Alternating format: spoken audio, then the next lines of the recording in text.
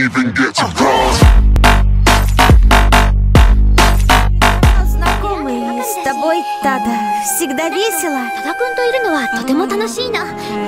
Так что, надеюсь, будем дружить.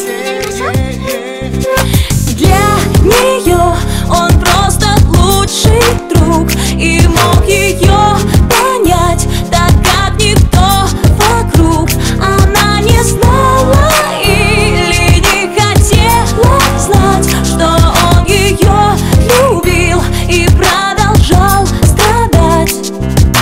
Все началось очень случайно, время неслось. Школьные года, как всегда, как у всех, летели и дарили только радость или смех. Месяц за месяцем, год за годом, а вот и лето, выпускной, хорошая погода. Он шел среди выпускников на общем бале, увидел друзей, они подозвали. Эй, брат, познакомься, это Настя из школы 205. Очень приятно. Здрасте.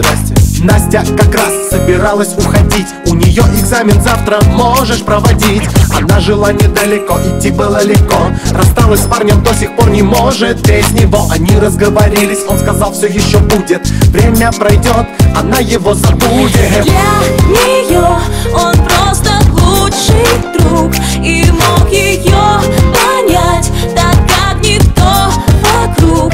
Она не знала или не хотела знать, что он ее любил и продолжал страдать.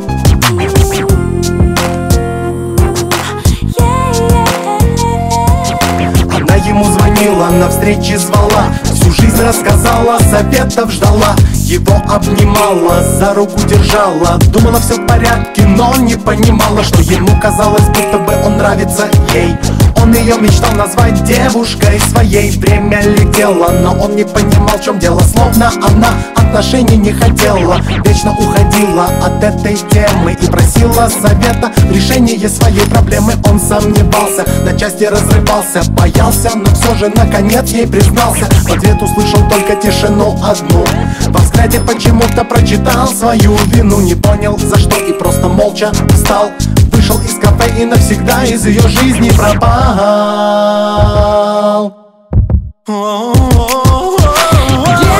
нее он просто лучший друг и мог ее понять, так как никто вокруг. Она не знала или не хотела знать, что он ее любил и продолжал страдать.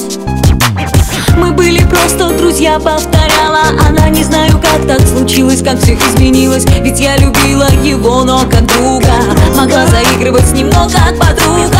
Он слишком близко к сердцу все принимала. Может, просто этих шуток не понимал. И почему-то, вспомнив его глаза, по щеке покатилась слеза. Для нее